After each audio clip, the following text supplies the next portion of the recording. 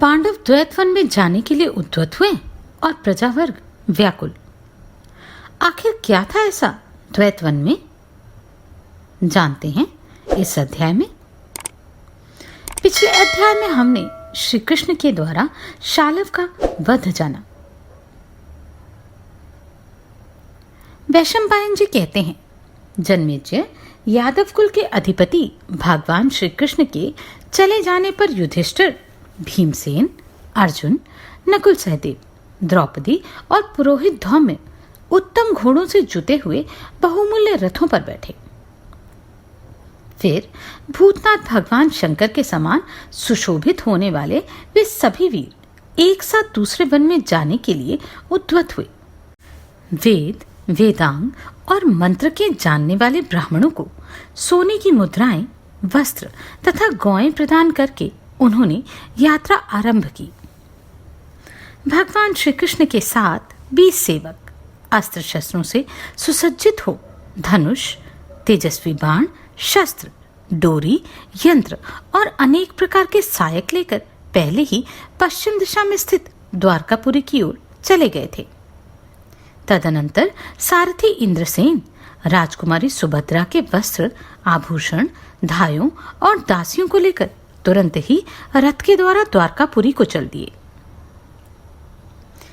इसके बाद उदार हृदय वाले पुरवासियों ने कुरुश्रेष्ठ युधिष्ठिर के पास जा उनकी परिक्रमा की। कुरजांगल देश के ब्राह्मण तथा सभी प्रमुख लोगों ने उनसे प्रसन्नतापूर्वक बात की। अपने भाइयों सहित धर्मराज युधिष्ठिर ने प्रसन्न होकर उन सब से वार्तालाप किया। कुरुजांगल देश के उस जन समुदाय को देखकर महात्मा राजा युधिष्ठिर थोड़ी देर के लिए वहां ठहर गए। जैसे पिता का अपने पुत्रों पर वात्सल्य भाव होता है, उसी प्रकार कुरुश्रेष्ठ महात्मा युधिष्ठिर ने उन सब के प्रति अपने आंतरिक स्नेह का परिचय दिया। वे भी उन भरतश्रेष्ठ युधिष्ठिर के प्रति वैसे ही अनुरक्त थे जैसे पुत्र अपने पिता पर। उस महान जन समुदाय अर्थात प्रजा के लोग कुरुजल के प्रमुख वीर युधिष्ठिर के पास जा उन्हें चारों ओर से घेर कर खड़े हो गए। राजन, उस समय उन सब के मुख पर आंसुओं की धारा बह रही थी। वे वियोग के भय से भीत हो हा नाथ, हा धर्म इस प्रकार पुकारते हुए कह रहे थे। कुरुवंश के श्रेष्ठ अधिपति, प्रजाजनों पर पिता का सा स्नेह रखने वाले धर्मराज युधिष्ठिर हम सब पुत्रों, पुरवासियों तथा समस्त देशवासियों को छोड़कर अब कहां चले जा रहे हैं? क्रूर बुद्धि धृतराष्ट्र पुत्र दुर्योधन को धिक्कार है। सुबल पुत्र शकुनी तथा पापपूर्ण विचार रखने वाले कर्ण को भी धिक्कार है। जो पापी सदा धर्म में तत्पर रहने वाले आपका इस प्रकार अनर्थ करना चाहते हैं। जिन महात्मा ने स्वयं ही पुरुषार्थ करके महादेव जी के नगर कैलाश की सी सुषमा वाले अनुपम इंद्रप्रस्थ नामक नगर को बसाया था, वे अचिंत्य कर्मा धर्मराज युधिष्ठिर अपनी उस पुरी को छोड़कर अब कहां जा रहे हैं? महामना मयदानव ने देवताओं की सभा के समान सुशोभित होने वाली जिस अनुपम सभा का निर्माण किया था, देवताओं द्वारा रक्षित देवमाया के समान उस सभा का परित्याग करके धर्मराज युधिष्ठिर कहां चले जा रहे हैं? धर्म, अर्थ और काम के ज्ञाता उत्तम पराक्रमी अर्जुन ने उन सब प्रजाजनों को संबोधित करके उच्च स्वर से कहा, राजा युधिष्ठिर इस वनवास की अवधि पूर्ण करने के बाद शत्रुओं का यश छीन लेंगे। आप लोग एक साथ या अलग अलग श्रेष्ठ ब्राह्मणों, तपस्वियों तथा धर्म अर्थ के ज्ञाता महापुरुषों को प्रसन्न करके उन सब से यह प्रार्थना करें जिससे हम लोगों के अभिष्ट मनोरथ की उत्तम सिद्धि हो। राजन, अर्जुन के ऐसा कहने पर ब्राह्मणों तथा अन्य सब वर्ण के लोगों ने एक स्वर से प्रसन्नता पूर्वक उनकी बात का अभिनंदन किया तथा धर्मात्माओं में श्रेष्ठ युधिष्ठिर की परिक्रमा की। तदनंतर सब लोग कुंती पुत्र युधिष्ठिर, भीमसेन, अर्जुन, द्रौपदी तथा नकुल सहदेव से विदा ले एवं युधिष्ठिर की अनुमति प्राप्त करके उदास होकर राष्ट्र को प्रस्तुत हुए। वैशंपायन जी कहते हैं, जन्मेजय, तदनंतर प्रजाजनों के चले जाने पर सत्य प्रतिज्ञ एवं धर्मात्मा कुंती नंदन युधिष्ठिर ने अपने सब भाइयों से कहा, हम लोगों को इन आगामी 12 वर्षों तक निर्जन वन में निवास करना है। अतः इस महान वन में कोई ऐसा स्थान ढूंढो जहां बहुत से पशु पक्षी निवास करते हों, जहां फल फूलों की अधिकता हो, जो देखने में रमणीय एवं कल्याणकारी हो, तथा जहां बहुत से पुण्यात्मा पुरुष रहते हों। वह स्थान इस योग्य होना चाहिए जहां हम सब लोग इन 12 वर्षों तक सुखपूर्वक रह सकें। धर्मराज के ऐसा कहने पर अर्जुन ने उन मनस्वी मानव गुरु युधिष्ठिर का गुरुतुल्य सम्मान करके उनसे इस प्रकार कहा, आर्य, आप स्वयं ही बड़े बड़े ऋषियों तथा वृद्ध पुरुषों का संग करने वाले हैं। इस मनुष्य लोक में कोई ऐसी वस्तु नहीं जो आपको ज्ञात ना हो। भरत श्रेष्ठ, आपने सदा द्वैपायन आदि बहुत से ब्राह्मणों तथा महातपस्वी नारद जी की उपासना की है, जो मन और इंद्रियों को वश में रखकर सदा संपूर्ण लोकों में विचरते रहते हैं। देवलोक से लेकर ब्रह्मलोक तथा गंधर्वों और अप्सराओं के लोकों में भी उनकी पहुंच है। राजन, आप सभी ब्राह्मणों के अनुभाव और प्रभाव को जानते हैं, इसमें संशय नहीं है। राजन, आप ही क्षय अर्थात मोक्ष के कारण का ज्ञान रखते हैं। महाराज, आपकी जहां इच्छा हो वहीं हम लोग निवास करेंगे। यह जो पवित्र जल से भरा हुआ सरोवर है, इसका नाम द्वैतवन है। यहाँ फल और फूलों की बहुलता है। देखने में यह स्थान रमणीय तथा अनेक ब्राह्मणों से सेवित है। मेरी इच्छा है कि वहीं हम लोग इन 12 वर्षों तक निवास करें।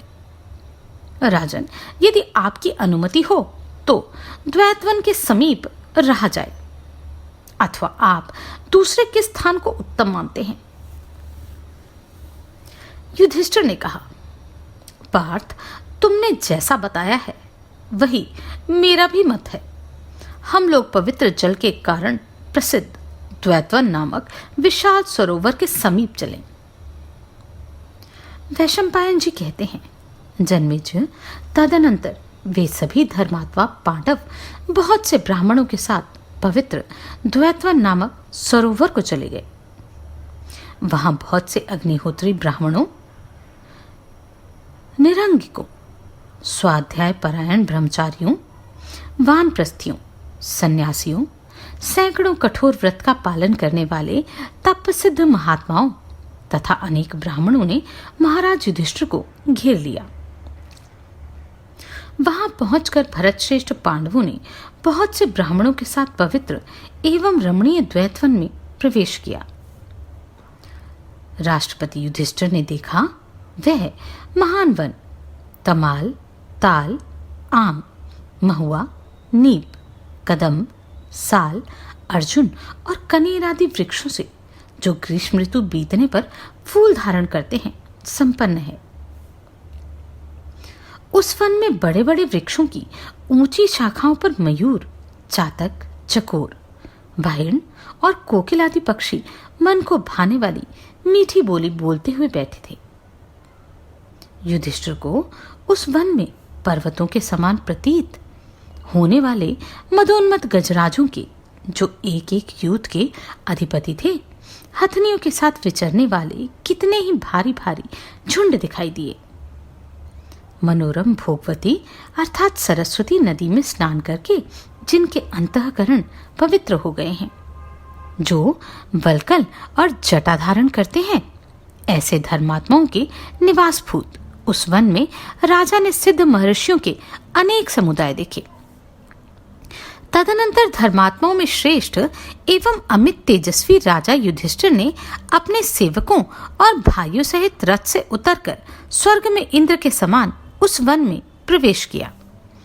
उस समय उन सत्यप्रतिज्ञ मनस्वी राजसिंह युधिष्ठिर को देखने की इच्छा से सहसा बहुत से चारण, सिद्ध एवं वनवासी महर्षि वहां आए और उन्हें घेर कर खड़े हो गए। वहां आए हुए समस्त सिद्धों को प्रणाम करके धर्मात्माओं में श्रेष्ठ युधिष्ठिर उनके द्वारा भी राजा तथा देवता के समान पूजित हुए एवं दोनों हाथ जोड़कर उन्होंने उन समस्त श्रेष्ठ ब्राह्मणों के साथ वन के भीतर पदार्पण किया। उस वन में रहने वाले धर्मपरायण तपस्वियों ने उन पुण्यशील महात्मा राजा के पास जाकर उनका पिता की भांति सम्मान किया। तत्पश्चात राजा युधिष्ठिर फूलों से लदे हुए एक महान वृक्ष के नीचे उसकी जड़ के समीप बैठे। तदनंतर पराधीन दशा में पड़े हुए भीम, द्रौपदी, अर्जुन, नकुल, सहदेव और सेवकगण सवारी छोड़कर उतर गए। वे सभी भरत श्रेष्ठ वीर महाराज युधिष्ठिर के समीप जा बैठे। जैसे महान पर्वत युद्धपति गजराजों से सुशोभित होता है, उसी प्रकार लता समूह से झुका हुआ वह महान वृक्ष वहां निवास के लिए आए हुए 5 धनुर्धर महात्मा पांडवों द्वारा शोभा पाने लगा। वैशंपायन जी कहते हैं, जन्मेजय सुख भोगने के योग्य राजकुमार पांडव इंद्र के समान तेजस्वी थे। वे वनवास के संकट में पड़कर द्वैत वन में प्रवेश करके वहां सरस्वती तटवर्ती सुखद शालवनों में विहार करने लगे। कुरुश्रेष्ठ महानुभाव राजा युधिष्ठिर ने उस वन में रहने वाले संपूर्ण यतियों, मुनियों और श्रेष्ठ ब्राह्मणों को उत्तम फल मूलों के द्वारा तृप्त किया। अत्यंत तेजस्वी पुरोहित धौम्य पिता की भांति उस महावन में रहने लगे। राजकुमार पांडवों के यज्ञ, याग, पितृश्राद्ध तथा अन्य सत्कर्म करते कराते रहते थे। राज्य से दूर होकर वन में निवास करने वाले श्रीमान पांडवों के उस आश्रम पर उद्युक्त तेजस्वी पुरातन महर्षि मार्कंडे जी अतिथि के रूप में आए। उनकी अंग कांति प्रज्वलित अग्नि के समान उद्भासित हो रही थी। देवताओं, ऋषियों तथा मनुष्य द्वारा पूजित महामुनि मार्कंडे को आया देख अनुपम धैर्य और पराक्रम से संपन्न महामनस्वी कुरुश्रेष्ठ युधिष्ठिर उनकी यथावत पूजा करने लगे। अमित तेजस्वी तथा सर्वज्ञ महात्मा मार्कंडे जी द्रुपद कुमारी कृष्णा, युधिष्ठिर, भीमसेन, अर्जुन और नकुल सहदेव को देखकर मन ही मन श्री रामचंद्र जी का स्मरण करके तपस्वियों के बीच मुस्कुराने लगे। तब धर्मराज युधिष्ठिर ने उदासीन से होकर पूछा, मुने, ये सब तपस्वी तो मेरी अवस्था देखकर कुछ संकुचित से हो रहे हैं, परंतु क्या कारण है कि आप इन सब महात्माओं के सामने मेरी ओर देखकर प्रसन्नता पूर्वक यूं मुस्कुराते से दिखाई देते हैं? मार्कंडे जी बोले, तात, ना तो मैं हर्षित होता हूं और ना मुस्कुराता ही हूं। हर्ष जनित अभिमान कभी मेरा स्पर्श नहीं कर सकता। आज तुम्हारी ये विपत्ति देखकर मुझे सत्य प्रतीक दशरथ नंदन श्री रामचंद्र जी का स्मरण हो आया। कुंती नंदन प्राचीन काल की बात है। राजा रामचंद्र जी भी अपने पिता की आज्ञा से केवल धनुष हाथ में लिए लक्ष्मण के साथ वन में निवास एवं भ्रमण करते थे। उस समय ऋषिमुख पर्वत के शिखर पर मैंने ही उनका दर्शन किया था। दशरथ नंदन श्री राम सर्वथा निष्पाप थे। इंद्र उनके दूसरे स्वरूप थे। वे यमराज के भी नियंता और नमूची जैसे दानवों के नाशक थे। तो भी उन महात्मा ने पिता की आज्ञा से अपना धर्म मानकर वन में निवास किया। जो इंद्र के समान प्रभावशाली थे, जिनका अनुभव महान था तथा जो युद्ध में सर्वथा अजय थे, उन्होंने भी संपूर्ण भोगों का त्याग करके वन में निवास किया था। इसलिए अपने को बल का स्वामी समझकर अधर्म नहीं करना चाहिए। नाभाग और भगीरथ आदि राजाओं ने भी समुद्र पर्यंत पृथ्वी को जीतकर सत्य के द्वारा उत्तम लोकों पर विजय पाई। इसलिए तात, अपने को बल का स्वामी मानकर अधर्म का आचरण नहीं करना चाहिए। नरश्रेष्ठ काशी और कुरुदेश के राजा अलर्क को सत्य प्रतीक संत बताया गया है। उन्होंने राज्य और धन त्याग कर धर्म का आश्रय लिया। अतः अपने को अधिक शक्तिशाली समझकर अधर्म का आचरण नहीं करना चाहिए। मनुष्यों में श्रेष्ठ कुंती कुमार, विधाता ने पुरातन वेद वाक्यों द्वारा जो अग्निहोत्र आदि कर्मों का विधान किया है, उसका समादर करने के कारण ही साधु सप्तऋषिगण देवलोक में प्रकाशित हो रहे हैं। अतः अपने को शक्तिशाली मानकर कभी अधर्म का आचरण नहीं करना चाहिए। कुंतीनंदन महाराज युधिष्ठिर पर्वत शिखर के समान ऊंचे और बड़े बड़े दांतों वाले इन महाबली गजराजों की ओर तो देखो। ये भी विधाता के आदेश का पालन करने में लगे हैं, इसलिए मैं शक्ति का स्वामी हूं ऐसा समझकर कभी अधर्माचरण ना करें। नरेंद्र, देखो, ये समस्त प्राणी विधाता के विधान के अनुसार अपनी योनि के अनुरूप सदा कार्य करते रहते हैं। अतः अपने को बल का स्वामी समझकर अधर्म ना करें। कुंतीनंदन, तुम अपने सत्य, धर्म, यथा योग्य बर्ताव तथा लज्जा आदि सद्गुणों के कारण समस्त प्राणियों से ऊंचे उठ गए हो। तुम्हारा यश और तेज अग्नि तथा सूर्य के समान प्रकाशित हो रहा है। महानुभाव नरेश, तुम अपनी प्रतिज्ञा के अनुसार इस कष्ट साध्य वनवास की अवधि पूरी करके कौरवों के हाथ से अपनी तेजस्विनी राजलक्ष्मी को प्राप्त कर लोगे। वैशंपायन जी कहते हैं, जन्मेजय तपस्वी महात्माओं के बीच में अपने सुहृदों के साथ बैठे हुए धर्मराज युधिष्ठिर से पूर्वोक्त बातें कहकर महर्षि मार्कंडे धौम्य एवं समस्त पांडवों से विदा ले उत्तर दिशा की ओर चल दिए। वैशंपायन जी कहते हैं, जन्मेजय द्वैत वन में जब महात्मा पांडव निवास करने लगे, उस समय वह विशाल वन ब्राह्मणों से भर गया। सरोवर सहित द्वैत वन सदा और सब ओर उच्चारित होने वाले वेद मंत्रों के घोष से ब्रह्मलोक के समान जान पड़ता था। यजुर्वेद, ऋग्वेद और सामवेद तथा गद्य भाग के उच्चारण से जो ध्वनि होती है, वह हृदय को प्रिय जान पड़ती है। कुंती पुत्रों के धनुष की प्रत्यंचा का टंकार शब्द और बुद्धिमान ब्राह्मणों के वेद मंत्रों का घोष दोनों मिलकर ऐसे प्रतीत होते थे मानो ब्राह्मणत्व और क्षत्रियत्व का सुंदर संयोग हो रहा था। एक दिन कुंती कुमार धर्मराज युधिष्ठिर ऋषियों से घिरे हुए संध्योपासन कर रहे थे। उस समय दल्भ के पुत्र बक नामक महर्षि ने उनसे कहा, कुरुश्रेष्ठ कुंती कुमार, देखो, द्वैतवन में तपस्वी ब्राह्मणों की होम वेला का कैसा सुंदर दृश्य है। सब ओर वेदियों पर अग्नि प्रज्वलित हो रही है। आपके द्वारा सुरक्षित हो व्रत धारण करने वाले ब्राह्मण इस पुण्य वन में धर्म का अनुष्ठान कर रहे हैं। भार्गव, अंगिरस, वासिष्ठ, काश्यप, महान सौभाग्यशाली अगस्त्यवंशी तथा श्रेष्ठ व्रत का पालन करने वाले आत्रेय आदि संपूर्ण जगत के श्रेष्ठ ब्राह्मण यहाँ आकर तुमसे मिले हैं।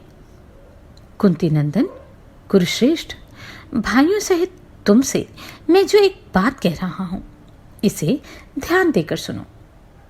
जब ब्राह्मण क्षत्रिय से और क्षत्रिय ब्राह्मण से मिल जाए तो दोनों प्रचंड शक्तिशाली होकर उसी प्रकार अपने शत्रुओं को भस्म कर देते हैं, जैसे अग्नि और वायु मिलकर सारे वन को जला देती है। तात, इहलोक और परलोक पर विजय पाने की इच्छा रखने वाला राजा किसी ब्राह्मण को साथ लिए बिना अधिक काल तक ना रहे। जिसे धर्म और अर्थ की शिक्षा मिली हो तथा जिसका मोह दूर हो गया हो, ऐसे ब्राह्मण को पाकर राजा अपने शत्रुओं का नाश कर देता है। राजा बलि को प्रजा पालन जनित कल्याणकारी धर्म का आचरण करने के लिए ब्राह्मण का आश्रय लेने के सिवा दूसरा कोई उपाय नहीं जान पड़ा था। ब्राह्मण के सहयोग से पृथ्वी का राज्य पाकर विरोचन पुत्र बलि नामक असुर का जीवन संपूर्ण आवश्यक कामोपभोग की सामग्री से संपन्न हो गया। और अक्षय राजलक्ष्मी भी प्राप्त हो गई, परंतु वह उन ब्राह्मणों के साथ दुर्व्यवहार करने पर नष्ट हो गया। उसका राजलक्ष्मी से वियोग हो गया। जिस ब्राह्मण का सहयोग नहीं प्राप्त होता, ऐसे क्षत्रिय के पास वह ऐश्वर्यपूर्ण भूमि दीर्घकाल तक नहीं रहती। जिस नीतिज्ञ राजा को श्रेष्ठ ब्राह्मण का उपदेश प्राप्त है, उसके सामने समुद्र पर्यंत पृथ्वी नतमस्तक होती है। जैसे संग्राम में हाथी से महावत को अलग कर देने पर उसकी सारी शक्ति व्यर्थ हो जाती है, उसी प्रकार ब्राह्मण रहित क्षत्रिय का सारा बल क्षीण हो जाता है। ब्राह्मणों के पास अनुपम दृष्टि अर्थात विचार शक्ति होती है और क्षत्रियों के पास अनुपम बल होता है। ये दोनों जब साथ साथ कार्य करते हैं तब सारा जगत सुखी होता है। जैसे प्रचंड अग्नि वायु का सहारा पाकर सूखे जंगल को जला डालती है, उसी प्रकार ब्राह्मण की सहायता से राजा अपने शत्रु को भस्म कर देता है। बुद्धिमान पुरुष को चाहिए कि वह अप्राप्त की प्राप्ति और प्राप्त की वृद्धि के लिए ब्राह्मणों से बुद्धि ग्रहण करे। राजन, अप्राप्त की प्राप्ति और प्राप्त की वृद्धि के लिए यथा योग्य उपाय बताने के निमित्त तुम अपने यहाँ यशस्वी बहुश्रुत एवं वेदज्ञ विद्वान ब्राह्मण को बचाओ। युधिष्ठिर, ब्राह्मणों के प्रति तुम्हारे हृदय में सदा उत्तम भाव है, इसलिए सब लोगों में तुम्हारा यश विख्यात एवं प्रकाशित है। वैशंपायन जी कहते हैं, जन्मेजय तदनंतर युधिष्ठिर की बढ़ाई करने पर उन सब ब्राह्मणों ने बक का आदर सत्कार किया और उन सब ब्राह्मणों का चित्त प्रसन्न हो गया। द्वैपायन व्यास, नारद, परशुराम, पृथुश्रवा, इंद्रद्युम्न, भालुकी, कृतचेता, सहस्त्रपात, कर्णश्रवा, मुंज, लवणाश्च, काश्यप, हारित, स्थूणकर्ण, अग्निवैश्य, शौनक, कृतवाक, सुवाक, बृहदश्व, विभावसु, उधर्वरेता, वृषामित्र, सुहोत्र तथा होत्रवाहन, ये सब ब्रह्मर्षि तथा राजर्षिगण और दूसरे कठोर व्रत का पालन करने वाले बहुत से ब्राह्मण अजात शत्रु युधिष्ठिर का उसी प्रकार आदर करते थे जैसे महर्षि लोग देवराज इंद्र का।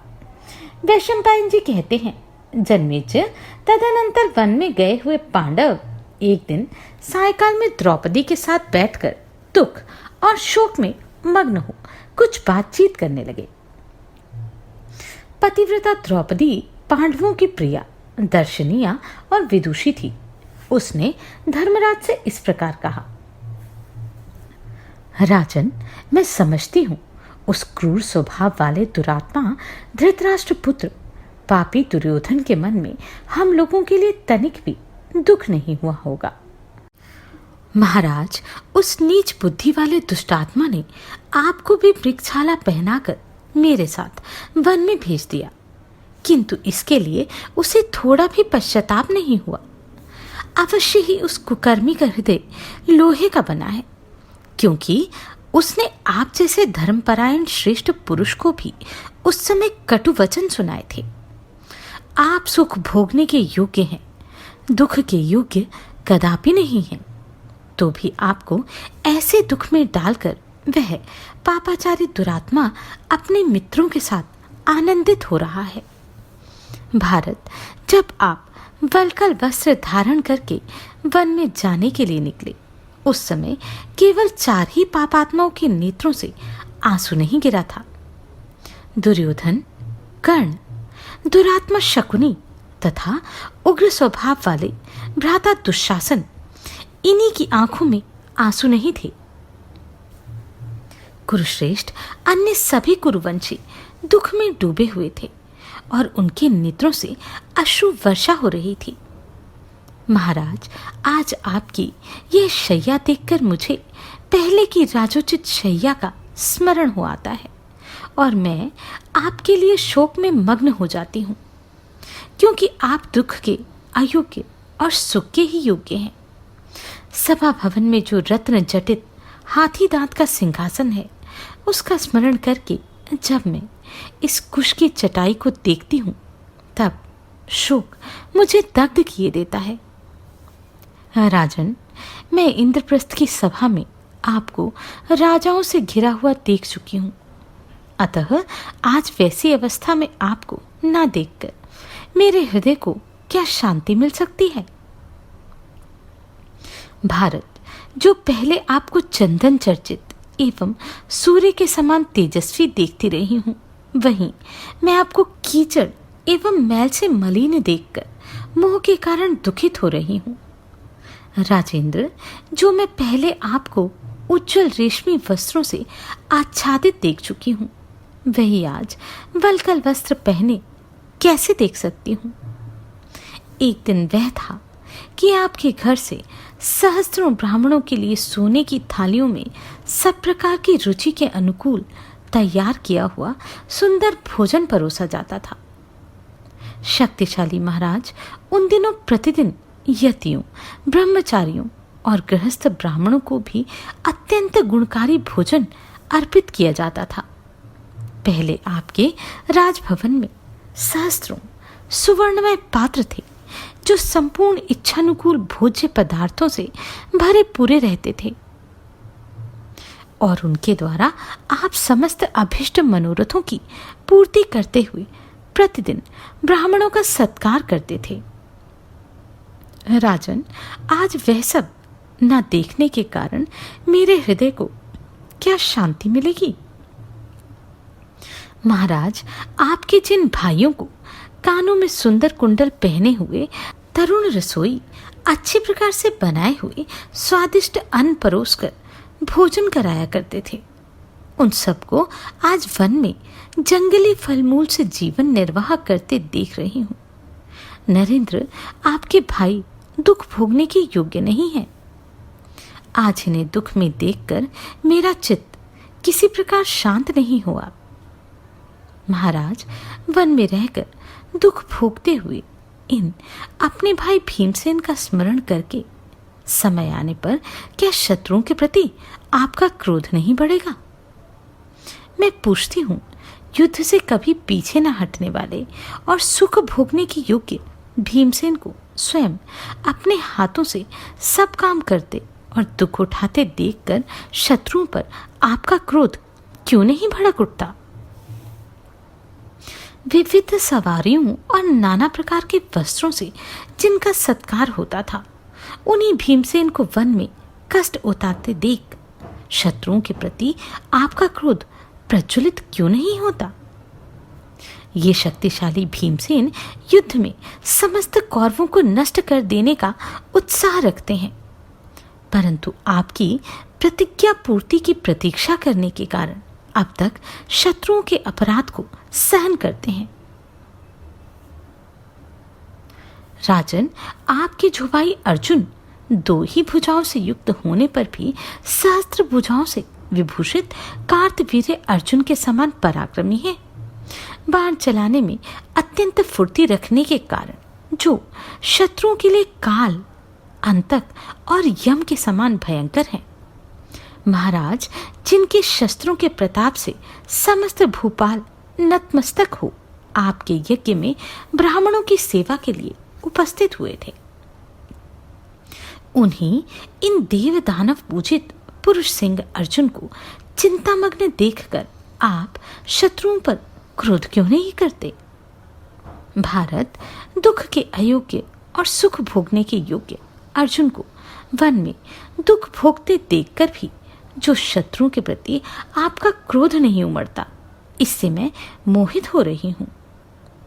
जिन्होंने एकमात्र रथ की सहायता से देवताओं, मनुष्यों और नागों पर विजय पाई है, उन्हीं अर्जुन को वनवास का दुख भोगते देख आपका क्रोध क्यों नहीं बढ़ता? परंतु जिन्होंने पराजित नरेशों के दिए हुए अद्भुत आकार वाले रथों, घोड़ों और हाथियों से घिरे हुए कितने ही राजाओं से बलपूर्वक धन छीन लिया था, जो एक ही वेग से 500 बाणों का प्रहार करते हैं, उन्हीं अर्जुन को वनवास का कष्ट भोगते देख शत्रुओं पर आपका क्रोध क्यों नहीं बढ़ता? जो युद्ध में ढाल और तलवार से लड़ने वाले वीरों में सर्वश्रेष्ठ हैं, जिनका कद ऊंचा है, जो श्याम वर्ण के तरुण हैं, उन्हीं नकुल को आज वन में कष्ट उठाते देख आपको क्रोध क्यों नहीं आता? महाराज युधिष्ठिर माद्री के परम सुंदर पुत्र शूरवीर सहदेव को वनवास का दुख भोगते देखकर आप शत्रुओं पर क्रोधित क्यों नहीं होते? नरेंद्र, नकुल और सहदेव दुख भोगने के योग्य नहीं है। इन दोनों को आज दुखी देखकर आपको क्रोध क्यों नहीं आया? मैं द्रुपद के कुल में उत्पन्न हुई महात्मा पांडु की पुत्रवधू, वीर धृष्टद्युम्न की बहन तथा वीर शिरोमणि पांडवों की पतिव्रता पत्नी हूं। महाराज, मुझे इस प्रकार वन में कष्ट उठाती देखकर भी आप शत्रुओं के प्रति क्षमाभाव कैसे धारण करते हैं? भरत श्रेष्ठ, निश्चय ही आपके हृदय में क्रोध नहीं है, क्योंकि मुझे और अपने भाइयों को भी कष्ट में पड़ा देख आपके मन में व्यथा नहीं होती। संसार में कोई भी क्षत्रिय क्रोध रहित नहीं होता। क्षत्रिय शब्द की व्युत्पत्ति ही ऐसी है जिससे उसका सक्रोध होना सूचित होता है। परंतु आज आप जैसे क्षत्रिय में मुझे वह क्रोध का अभाव क्षत्रियत्व के विपरीत सा दिखाई देता है। कुंती नंदन, जो क्षत्रिय समय आने पर अपने प्रभाव को नहीं दिखाता, उसका सब प्राणी सदा तिरस्कार करते हैं। महाराज, आपको शत्रुओं के प्रति किसी प्रकार भी क्षमा भाव नहीं धारण करना चाहिए। तेज से ही उन सब का वध किया जा सकता है, इसमें तनिक भी संशय नहीं है। इसी प्रकार जो क्षत्रिय क्षमा करने के योग्य समय आने पर शांत नहीं होता, वह सब प्राणियों के लिए अप्रिय हो जाता है और यह लोक तथा परलोक में भी उसका विनाश हो जाता है। महाराज, इस विषय में प्रहलाद तथा विरोचन पुत्र बलि के संवाद रूप इस प्राचीन इतिहास का उदाहरण दिया गया है। असुरों के स्वामी परम बुद्धिमान दैत्यराज प्रहलाद सभी धर्मों के रहस्य को जानते थे। एक समय बलि ने उन अपने पितामह प्रहलाद जी से पूछा, तात, क्षमा और तेज में क्षमा श्रेष्ठ है अथवा तेज? यह मेरा संशय है, मैं इसका समाधान पूछता हूं। आप इस प्रश्न का यथार्थ निर्णय कीजिए। धर्मज्ञ, इनमें जो श्रेष्ठ है वह मुझे अवश्य बताइए। मैं आपके सब आदेशों का यथावत पालन करूंगा। बलि के इस प्रकार पूछने पर समस्त सिद्धांतों के ज्ञाता विद्वान पितामह प्रहलाद ने संदेह निवारण करने के लिए पूछने वाले पौत्र के प्रति इस प्रकार कहा, तात, ना तो तेज ही सदा श्रेष्ठ है, ना क्षमा ही। इन दोनों के विषय में मेरा ऐसा ही निश्चय जानो, इसमें संशय नहीं है। वत्स, जो सदा क्षमा ही करते हैं उसे अनेक दोष प्राप्त होते हैं। उसके भृत्य, शत्रु तथा उदासीन व्यक्ति सभी उसका तिरस्कार करते हैं। कोई भी प्राणी कभी उसके सामने विनयपूर्ण बर्ताव नहीं करते। अतः तात, सदा क्षमा करना विद्वानों के लिए वर्जित है। सेवकगण उसकी अवहेलना करके बहुत से अपराध करते रहते हैं। इतना ही नहीं, वे मूर्ख भृत्यगण उसके धन को भी हड़प लेने का हौसला रखते हैं। विभिन्न कार्यों में नियुक्त किए हुए मूर्ख सेवक अपने इच्छानुसार क्षमाशील स्वामी के रथ, वस्त्र, अलंकार, शैया, आसन, भोजन, पान तथा समस्त सामग्रियों का उपयोग करते रहते हैं तथा स्वामी की आज्ञा होने पर भी किसी को देने योग्य वस्तुएं नहीं देते हैं। स्वामी का जितना आदर होना चाहिए उतना आदर वे किसी प्रकार भी नहीं करते हैं। इस संसार में सेवकों द्वारा अपमान तो मृत्यु से भी अधिक निंदित है। तात, उपर्युक्त क्षमाशील को अपने सेवक, पुत्र, भृत्य तथा उदासीन वृत्ति के लोग कटुवचन भी सुनाया करते हैं। इतना ही नहीं, वे क्षमाशील स्वामी की अवहेलना करके उसकी स्त्री को भी हस्तगत करना चाहते हैं और वैसे पुरुषों की मूर्ख स्त्रियां भी स्वेच्छाचार में प्रवृत्त हो जाती हैं। यदि उन्हें अपने स्वामी से तनिक भी दंड नहीं मिलता तो वे सदा मौज उड़ाती हैं और आचार से दूषित हो जाती हैं। दुष्टा होने पर वे अपनी स्वामी का अपकार भी कर बैठती हैं। सदा क्षमा करने वाले पुरुषों को ये तथा और भी बहुत से दोष प्राप्त होते हैं। विरोचन कुमार अब क्षमा ना करने वाले के दोषों को सुनो। क्रोधी मनुष्य रजोगुण से आवृत होकर योग्य या अयोग्य अवसर का विचार किए बिना ही अपने उत्तेजित स्वभाव से लोगों को नाना प्रकार के दंड देता रहता है। तेज अर्थात उत्तेजना से व्याप्त मनुष्य मित्रों से विरोध पैदा कर लेता है तथा साधारण लोगों और स्वजनों का द्वेष पात्र बन जाता है। वह मनुष्य दूसरों का अपमान करने के कारण सदा धन की हानि उठाता है, उपलम्भ सुनता और अनादर पाता है।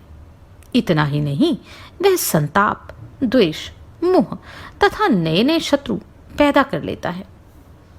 मनुष्य क्रोधवश अन्यायपूर्वक दूसरे लोगों पर नाना प्रकार के दंड का प्रयोग करके अपने ऐश्वर्य, प्राण और स्वजनों से भी हाथ धो बैठता है। जो उपकारी मनुष्यों और चोरों के साथ भी उत्तेजना युक्त बर्ताव ही करता है, उससे सब लोग उसी प्रकार उद्विग्न होते हैं जैसे घर में रहने वाले सर्प से। जिससे सब लोग उद्विग्न होते हैं, उसे ऐश्वर्य की प्राप्ति कैसे हो सकती है? उसका थोड़ा सा भी छिद्र देखकर लोग निश्चय ही उसकी बुराई करने लगते हैं। इसलिए ना तो सदा उत्तेजना का ही प्रयोग करें, ना सर्वदा कोमल ही बना रहें। समय समय पर आवश्यकता के अनुसार कभी कोमल और कभी तेज स्वभाव वाला बन जाए। जो मौका देखकर कोमल होता है और उपयुक्त अवसर आने पर भयंकर भी बन जाता है, वही इहलोक और परलोक में सुख पाता है। अब मैं तुम्हें क्षमा के योग्य अवसर बताता हूं, उन्हें विस्तार पूर्वक सुनो। जैसा कि मनीषी पुरुष कहते हैं, उन अवसरों का तुम्हें कभी त्याग नहीं करना चाहिए। जिसने पहले कभी तुम्हारा उपकार किया हो, उससे यदि कोई भारी अपराध हो जाए तो भी पहले के उपकार का स्मरण करके उस अपराधी के अपराध को तुम्हें क्षमा कर देना चाहिए। जिन्होंने अनजान में अपराध कर डाला हो, उनका वह अपराध क्षमा के ही योग्य है, क्योंकि किसी भी पुरुष के लिए सर्वत्र विद्वता अर्थात बुद्धिमानी ही सुलभ हो, यह संभव नहीं है। परंतु जो जानबूझकर किए हुए अपराध को भी उसे कर लेने के बाद अनजान में किया हुआ बताते हो, उन उद्दंड पापियों को थोड़े से अपराध के लिए भी अवश्य दंड देना चाहिए। सभी प्राणियों का एक अपराध तो तुम्हें क्षमा ही कर देना चाहिए। यदि उससे फिर दोबारा अपराध बन जाए तो थोड़े से अपराध के लिए भी उसे दंड देना आवश्यक है। अच्छी तरह जांच पड़ताल करने पर यदि यह सिद्ध हो जाए कि अमुक अपराध अनजाने में ही हो गया है, तो उसे क्षमा के ही योग्य बताया गया है। मनुष्य कोमल भाव अर्थात साम नीति के द्वारा उग्र स्वभाव तथा शांत स्वभाव के शत्रु का भी नाश कर देता है। मृदुता से कोई भी असाध्य नहीं है, अतः मृदुतापूर्ण नीति को तीव्रतर उत्तम समझे। देश, काल तथा अपने बलाबल का विचार करके ही मृदुता का प्रयोग करना चाहिए। अयोग्य देश अथवा अनुपयुक्त काल में उसके प्रयोग से कुछ भी सिद्ध नहीं हो सकता। अतः उपयुक्त देशकाल की प्रतीक्षा करनी चाहिए। कहीं लोक के भय से भी अपराधी को क्षमा दान देने की आवश्यकता होती है। इस प्रकार ये क्षमा के अवसर बताए गए हैं। इनके विपरीत बर्ताव करने वाले को राह पर लाने के लिए तेज उत्तेजनापूर्ण बर्ताव का अवसर कहा गया है। द्रौपदी कहती है, नरेश्वर, धृतराष्ट्र के पुत्र लोभी तथा सदा आपका अपकार करने वाले हैं। अतः उनके प्रति आपके तेज के प्रयोग का यह अवसर आया है, ऐसा मेरा मत है। कौरवों के प्रति अब क्षमा का कोई अवसर नहीं है, अब तेज प्रकट करने का अवसर प्राप्त है। अतः उन पर आपको अपने तेज का ही प्रयोग करना चाहिए। कोमलतापूर्ण बर्ताव करने की सब लोग अवहेलना करते हैं और तीक्ष्ण स्वभाव वाले पुरुष से सबको उद्वेग प्राप्त होता है। जो उचित अवसर आने पर इन दोनों का प्रयोग करता है वही सफल भोपाल है। नमस्कार, मैं आभा शर्मा जावास। यदि आपको मेरा ये प्रयत्न सराहनीय लगा हो तो मुझे सब्सक्राइब करके प्रोत्साहित करें।